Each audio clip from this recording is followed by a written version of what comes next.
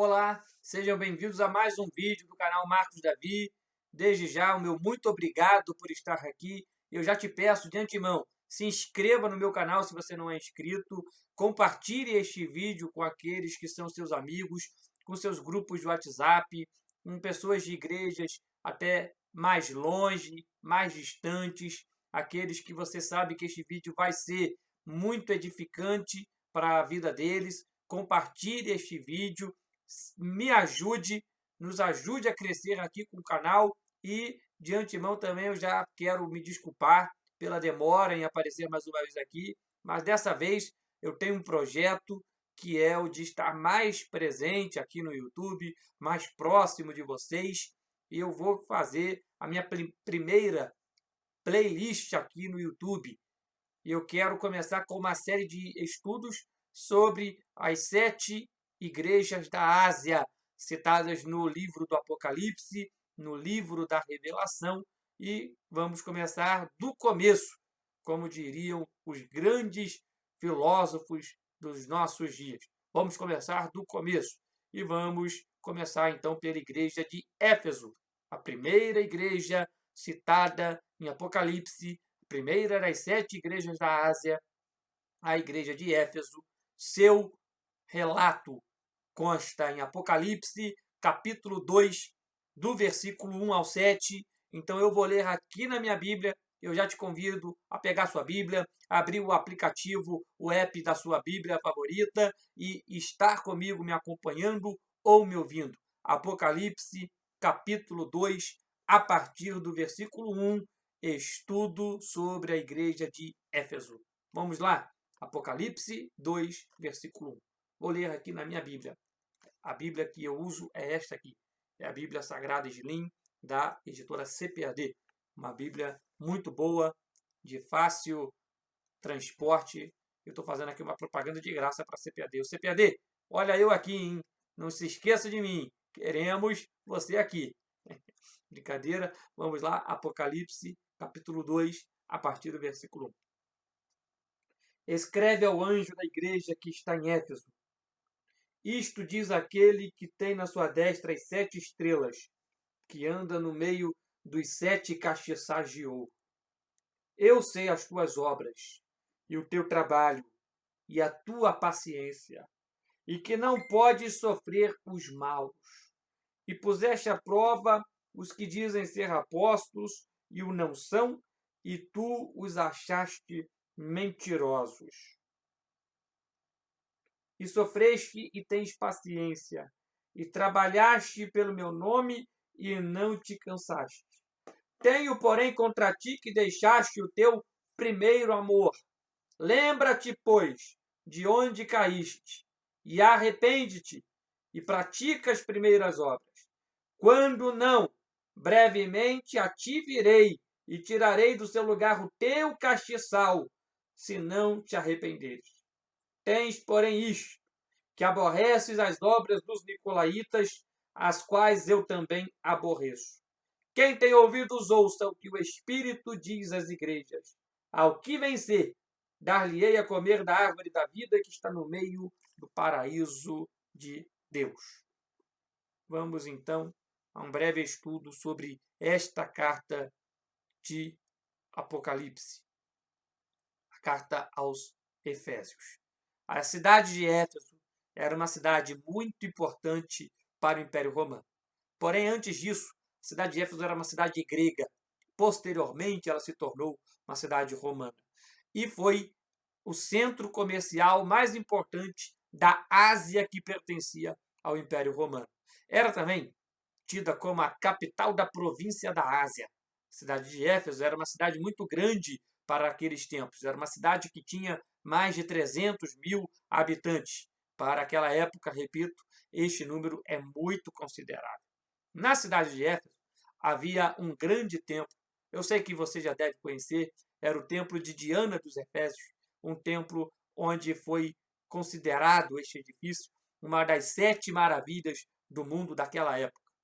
O templo de Diana dos Efésios tinha, pertencendo a este culto, pertencendo à forma litúrgica daquele culto se desenrolar, alguns sacerdotes, alguns assistentes eunucos, e há muito indício de que havia no templo de Diana dos Efésios, ou na adoração a Diana, a prática de sexo, a prática de orgias sexuais, porque ela é também a deusa da fertilidade. Ela é a equivalente a Artemis, porém, a deusa Diana, ela devemos sempre lembrar que a adoração a Diana, ela existia antes da chegada dos gregos ali em Éfeso. É uma adoração antiga.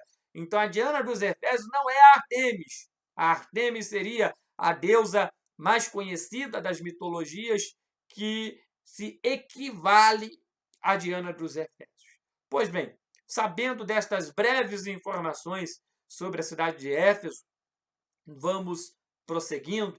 A igreja de Éfeso foi fundada por Paulo em uma de suas viagens missionárias. A igreja de Éfeso era uma igreja considerada como a igreja do amor, e uma igreja que também, por coincidência ou não, ou cristocência, o termo que você quer usar, a igreja de Éfeso, perdão, ela foi então dirigida pelo apóstolo João. E o apóstolo João é o apóstolo do amor. Pois bem, além de João, nós temos ali na igreja de Éfeso alguns grandes nomes da Bíblia, como Priscila e Áquila, que conduziram, ajudaram Paulo a conduzir esta igreja, bem como Timóteo, o discípulo de Paulo, também foi um dos líderes da igreja de Éfeso. E a igreja de Éfeso, ela recebe esta carta, como as demais igrejas da Ásia vão receber, as demais 7 igrejas da Ásia, igrejas que para alguns são igrejas que serviam como referência ali na Ásia Menor, e a igreja de Éfeso é uma igreja que também vai receber uma carta, na verdade, a primeira das cartas. Pois bem, a carta de Éfeso, como todas as demais, foi escrita por Jesus. Jesus escreve esta carta para os Efésios. Não confunda, esta carta que eu estou dizendo é uma das 7 cartas do Apocalipse, não a carta aos Efésios escrita por Paulo. Sabendo desta informação, vamos dar sequência. Carta escrita por Jesus é algo que, sim, aconteceu neste caso, como nas outras igrejas da Ásia, mas lembre que a Bíblia também ela foi escrita ou inspirada por Jesus, usando os homens, usando os servos, mas ela é inspirada pelo Espírito de Deus. Toda escritura é divinamente inspirada, como diz 2 Timóteo 3,16. Além disso, lembremos o que João também disse no seu evangelho, que no princípio era o Verbo, e o Verbo estava com Deus, e o Verbo era Deus. Verbo, palavra, fazendo menção de Jesus. Lembre também de Apocalipse 19:13, onde João tem uma visão com Jesus, com suas vestes salpicadas de sangue, seu nome é Palavra de Deus. Então, Jesus é a palavra, Jesus é o Verbo. Jesus tem tudo a ver com a palavra. Então, não somente esta carta aqui foi escrita por Jesus, como a Bíblia também ela é inspirada por Jesus e seu espírito de profecia. Seguindo isso, na igreja de Éfeso, nós vemos uma série de qualidades, uma série de características positivas. A igreja é considerada, como já lemos, uma igreja paciente, uma igreja sofredora, uma igreja que não podia tolerar o mal, ou seja, uma igreja que faz controle de qualidade, uma igreja que sabia pôr à prova os obreiros, pôs à prova apóstolos ou pessoas que se diziam apóstolos, mas não eram, se acharam mentirosos. Quem achou estes apóstolos mentirosos? A igreja de Éfeso, uma igreja que tem uma ótima capacidade de análise. A igreja ela tem outra característica positiva, que era uma igreja que trabalhava, Seu trabalho era um trabalho incansável, era uma igreja que tinha um bom serviço. Tem todas estas características positivas. E, não posso me esquecer, porque esta igreja ela pôs para correr os nicolaítas. Ela aborrecia a obra dos nicolaítas. E o que eram os nicolaítas? Eles são associados àqueles da doutrina de Balaão, porque eles ensinavam, vejam só, povo de Deus, a cometerem a fornicação e a comer aquilo que era sacrificado aos ídolos. Era um grupo terrível que foi recebido por outra igreja. Nos próximos vídeos nós vamos falar sobre essa. Mas aqui em Éfeso, a igreja pôs para correr eles. Não aceitou, porque era uma igreja que aborrecia os nicolaítas. Isso é muito importante. Veja que Jesus lembra que ele também aborrece os nicolaítas. E nós temos obrigação de aborrecermos aquilo que Deus aborrece, de não gostarmos daquilo que Deus não gosta. É uma obrigação, o crente ele deve ter isso em sua vida. Porém, tantas qualidades boas, não é? Ouvindo tudo isso aqui, nós queremos ficar na igreja de Éfeso. Mas a igreja de Éfeso, no tempo que Jesus escreve a carta para ela, merece uma reprovação. A igreja de Éfeso deixou o primeiro amor, deixou as primeiras obras. A igreja antes do amor, agora não é mais tão do amor. A igreja antes muito paciente, agora não é tão paciente. A igreja que era acolhedora deixou de ser acolhedora, vivia de aparências, vivia do passado.